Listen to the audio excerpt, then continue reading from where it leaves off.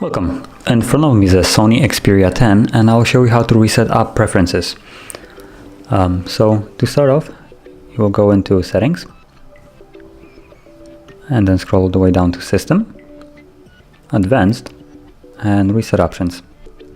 And from here you have reset app preferences. Click on that and tap on reset apps.